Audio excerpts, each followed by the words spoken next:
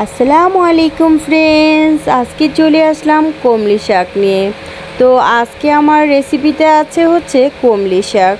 এই শাকটা কুচি কুচি করে ভাজি করলে কিন্তু খেতে বেশ লাগে। এর ডাঁটাটা কিন্তু নরম নরম, এটা আবার অন্য একটা চিংড়ি মাছ দিয়ে রান্না করা যায়। আর আমি আজকে আপনাদের সাথে শেয়ার করব শুধু শাক ভাজিটা, ডাঁটাগুলো রেখে দিব আরেক দিনের জন্য। আসুন দেখা যাক আমি কিভাবে এই ভাজিটা করি। প্রথমত আমি শাকগুলোকে সুন্দর করে বেছে পরিষ্কার করে ধুয়ে নিয়েছি। এখন আমি এগুলোকে একবারে কুচি কুচি করে কেটে নিব, এবং শাক যেমন কুচি কুচি হবে তেমনি করে পেঁয়াজ, কাঁচামরিচ আর হচ্ছে কিছু রসুন, এগুলো ওই সেমভাবেই কুচি কুচি করে নিচ্ছি।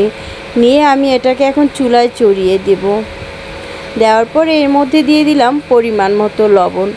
শাকে লবণটা বেশি হলে কিন্তু খেতে খুবই বাজে লাগে, এর জন্য সবসময় শাকে লবণ কম দিতে হবে এবং বুঝে শুনে। তেলের মধ্যে বাগার দিব। একটু সেদ্ধ হওয়ার পরেই আমি বাগারের জন্য চলে যাব। বাগারের জন্য আমি নিয়েছি হচ্ছে একটু তেল দিয়েছি। শাকে একটু তেলের পরিমাণটা বেশি লাগে। প্রথমে আমি শুকনো লঙ্কাগুলো ভেজে নিলাম, তারপরে পেঁয়াজ আর রসুন একটু পরে দিলাম। দেওয়ার পরে এখন যখন আমার এই ভাজাটা একটু হয়ে যাবে, পেঁয়াজের গন্ধগুলো, কাঁচা যে একটা গন্ধ থাকে, এটা চলে যাবে। চলে যাওয়ার পরে আমি এর মধ্যে আলতো হাতে আস্তে করে সেই সেদ্ধ করা শাকগুলো দিয়ে দিব। দিয়ে আমি ভালো করে নেড়ে চেড়ে নিব। তো দেখি আজকে এই শাক কার কার ভাগ্যে জোটে। আমার কাছে তো অনেক সুন্দর লাগে এবং ভালো পছন্দের একটা খাবার, সেটা হচ্ছে কমলি শাক ভাজি।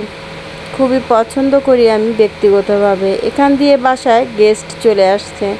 তো এটা হচ্ছে আমার ননদ আর ননদের ছেলে, এরা চলে আসছে। দেখে তো আমার খুবই ভালো লাগছে। দেশে থেকে আসছে ডাক্তার দেখানোর জন্য। তো আমার ননদ খুবই অসুস্থ, ওর মাকে খাওয়াই দিচ্ছে। আমার এই দৃশ্যটা দেখে খুবই ভালো লাগলো। আলহামদুলিল্লাহ যে ওর একটাই ছেলে ওকে খুব ভালোবাসে, যে মার অসুস্থ দেখে মাকে খাইয়ে দিচ্ছে। তো যাই হোক, আজকে তেমন কিছু রান্নাবাড়া করিনি। হুট করে এই মেহমান চলে আসলে যা হয়, উপস্থিত মতো যতটুকু আছে অতটুকুই খাওয়া দাওয়া করে পরে বিকেলে আবার রান্নাবাড়া হবে। এরপরে ভাবলাম কিছু লেবু নিয়ে আসি বাজার থেকে। ঘরে মাংস টাংস সবই আছে।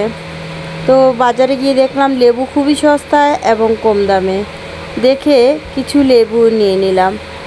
নিয়ে তারপরে বিকেলে রান্না তো আবার বিকেলেই হবে। তো আজকের মতো এই পর্যন্তই। আমার চ্যানেলটা যদি ভালো লাগে লাইক, কমেন্ট, শেয়ার এবং সাবস্ক্রাইব করে দিবেন। ফের কখনো ফিরে আসবো নতুন কোনো একটা ভিডিও নিয়ে। আসসালামু আলাইকুম।